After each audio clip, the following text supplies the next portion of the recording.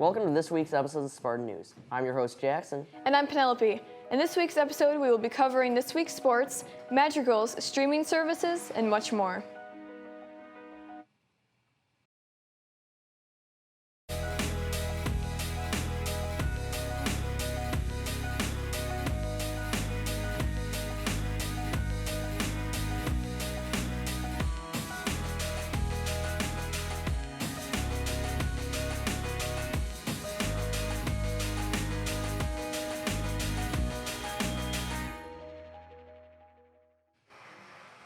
Attention students interested in playing rugby. Open gyms have started. If you are considering playing, stop by the field house on Tuesdays and Thursdays from 6:30 until 8. This is a good time to come play rugby, meet the coaches, and learn more about the sport. With finals quickly approaching, successful students create an effective study plan. What might this look like? It could be organizing and reviewing notes, rereading, or creating practice problems. But one thing you should be for sure doing is attending Cookies and Cram in the cafeteria before finals on December 17th. After school that day, you can expect teachers from all subjects to be there to help. So put it in your calendars now. Don't forget, Spartans, there is no school next week, November 25th through the 29th. Parent-teacher conferences will be held Monday and Tuesday from 1 to 8. Every year, students at Sycamore High School put on the Magical Show for our community. We had the chance to talk with Clara Beletsky, who is a part of the show, to see what it's all about. I'm Kylie Ryder, and today I'm here with Clara Beletsky to talk about madrigals. So how many years have you been doing madrigals? I've been doing madrigals for 4 years. So can you explain a little bit more about madrigals? So madrigals is really unique. It's like a Renaissance musical almost, but it's only about an hour to 2 hours long. We learn several songs in several different languages, and we serve a dinner and we serve a dessert, and it's just an overall really unique experience that you don't really get from like just a choir concert or just a play or just a musical. It's kind of a lot of stuff wrapped up into one. How much time do you put into rehearsing for madrigals? So we start over the summer in June, and we do about 2 weeks long of just intensive like learning the core music since it's in a lot of different languages, and then we do once a week once the school year starts, and then once the show gets a little closer, we'll do 2 to 3 rehearsals a week. What's your favorite part about madrigals? My favorite part about madrigals is definitely the costumes. We have someone come and give us all these really cool Renaissance outfits and dresses and hats and jewelry.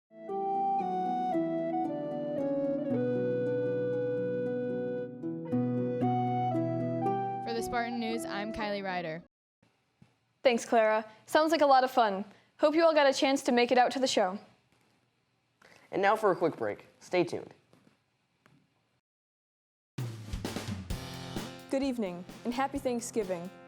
I'm back again this season to remind you all to show that gratitude. Here are some tips that you can follow to make sure that your holiday season is the best that it can be.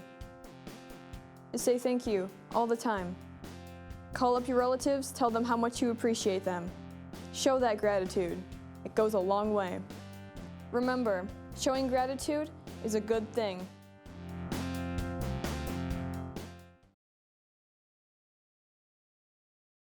This week, reporter Trey Decker got the chance to research the latest streaming option, Disney Plus, and how its release could potentially impact television and how we can consume it. Let's go to Trey for his insight on this new service. After the release of the long-awaited streaming service Disney Plus launched last Tuesday, Disney fanatics from across the globe were downloading the app to get a new taste of the Disney magic. With 3.2 million app downloads on day one, and with it launching its way up to #1 on the charts in the App Store, Disney Plus, within its first few days, has become one of the most popular streaming services. And with over 3,900 hours of content from not only Disney, but Marvel, Lucasfilms, Fox, National Geographic, and much more, it makes sense why. But what does this mean for other streaming services like Netflix and Hulu? And what about cable? Currently, Netflix, alongside other services like Hulu and Amazon Prime, hold the throne as top streaming services, with their original series and large amounts of content. All these services have a lot to offer, but with big corporations like Disney throwing their hat into the ring, other competitors are already feeling the blow. After the announcement of Disney Plus, the Disney stock increased by 12%, while Netflix's fell 6%.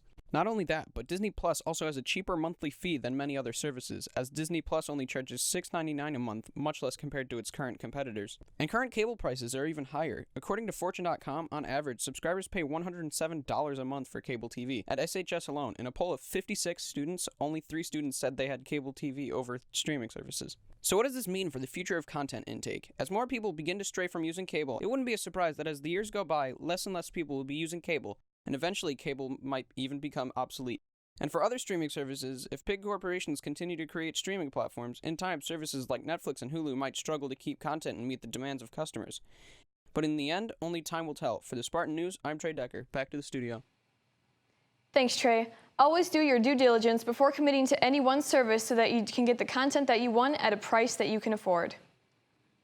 You've undoubtedly driven past the Midwest Museum of Natural History before. If you've been fortunate enough to visit it, you know they must have much to offer. They have everything from live animals to immersed animal habitats from all around the world. We go to our very own Annalise Forsman for more. The Midwest Museum of Natural History has been a beloved landmark of downtown Sycamore ever since its opening in 2005. We got a chance to speak with intern Vin Lee to see what some of the daily tasks he has to do around the museum were. So I am an intern from the Northern Illinois University. I just mainly do anything that the main employers here ask me to do. Usually it would be by Dustin doing some data stuff, any projects that will happen, upcoming events. I'm just like the support person. For like the live animal exhibits, I think my favorite was the poison dart frogs. I think the most interesting upstairs is definitely Ralph the elephant. Surprised me when I came in because he had the noise going on.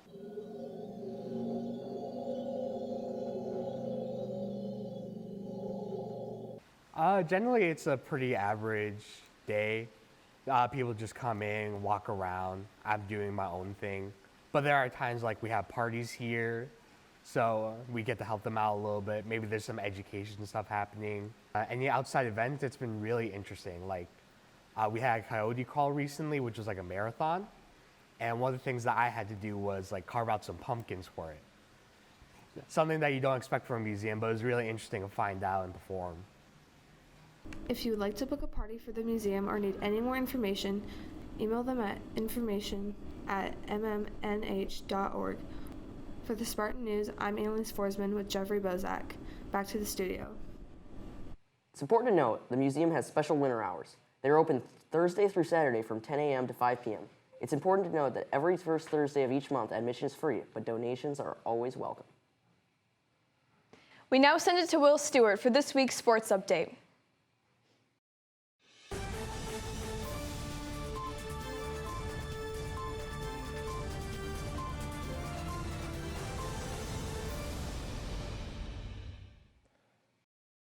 Thanks, Penelope, and welcome to Spartan Sports with Stu. Today, we'll take a look at football playoffs and tennis season's review. Congratulations to the football team on a great season, advancing to the quarterfinals in the IHSA playoffs by defeating Montini Catholic 16-13 before finally falling to Rockford Boylan 19-16. Although it was a difficult loss, the Spartan team provided us with many exciting games. Thank you, seniors, for so many wonderful memories, and good luck in the future. I also got the chance to talk to tennis coach Mr. Rob Majerus. We asked him about the expectations he had coming into the season and how they were executed. He told us we felt that we had the pieces to make a competitive run at both levels. We had an undefeated season at the junior varsity and freshman level for the second year in a row. And at the varsity level, we had a runner-up to the conference title. A third place at sectionals and a berth in state is a product of the athletes' hard work. And I also got the chance to talk to the state qualifiers duo team, Abby Kroll and Alyssa Cooley, in order to see their input on their season. Let's take a look. So Alyssa, last year you were a 3 doubles player and you transitioned to a 1 doubles player. How has that transition been for you in the last season? I thought it was really fun to play at a higher level, kind of. Abby was an awesome partner. It was just a really good season.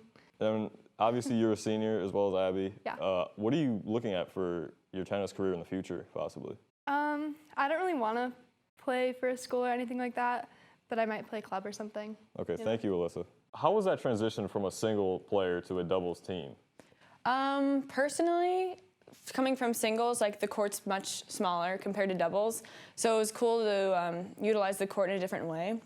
Like I could use the alleys more, and Alyssa predominantly was doubles last year. She was number 3 doubles, so we got to really complement each other. Like I would be better at the baseline because I've been used to that I spent most of my time at the baseline last year. So I got to really work the baseline, and she was like amazing at the net. So I think having those 2 perspectives coming in from last year, I think we really complemented each other well. So then obviously you two made state, which was a huge thing. Yes, we did. So how was that experience for you?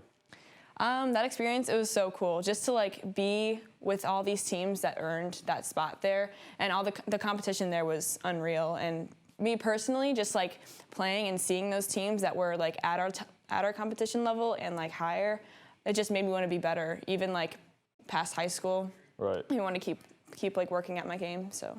And then, what is your biggest accomplishment you think personally of the season, apart from making state?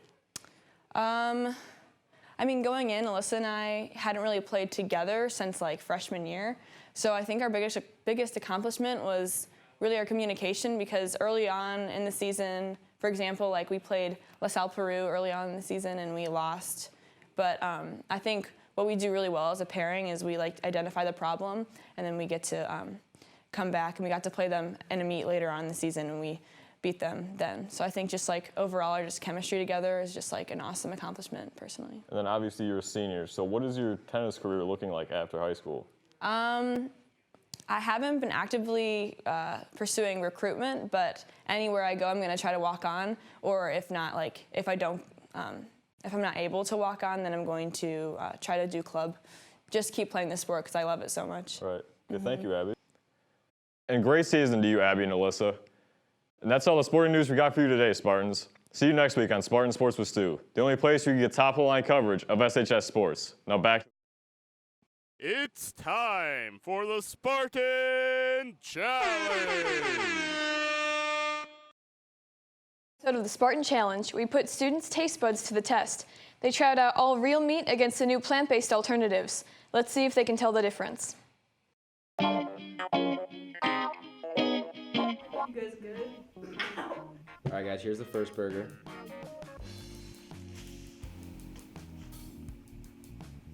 I think I just had the bun. That's definitely like the regular one. Meat. Here's the second burger.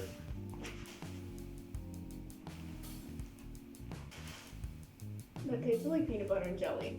That was disgusting. That's plant. Definitely. Alright, now you guys take your blindfolds off. Now what did you think of the 2 burgers? One was disgusting. Yeah, one was horrible. And the other one tasted like a burger. Now we're gonna give you guys Dunkin' Donuts breakfast sandwiches. I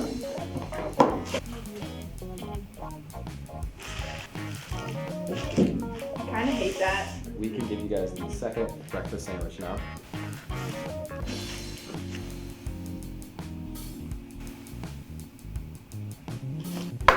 So which one did you think was the real one, and which one was the plant-based one? I think that was plant-based. Yeah, this was real. So the first one was plant-based and the second one was real? Yes. You are correct. Let's go. Now we're gonna have you guys try store-bought chicken nuggets. That's meat. That's real fake chicken nuggets. Here's the second chicken nuggets. That's disgusting. That's plant. That's so good. That's disgusting.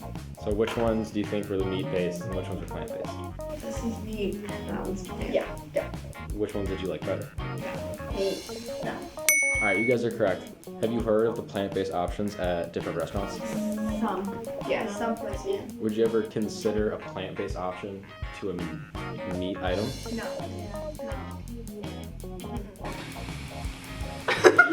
Tastes better now.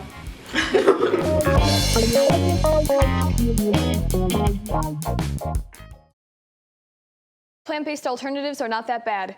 Consider giving them a try next time you go out to eat to see if you can taste the difference.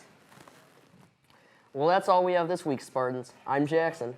And I'm Kylie. Have a great rest of your week, Psycho High, and remember to enjoy your gratitude and spend your break well.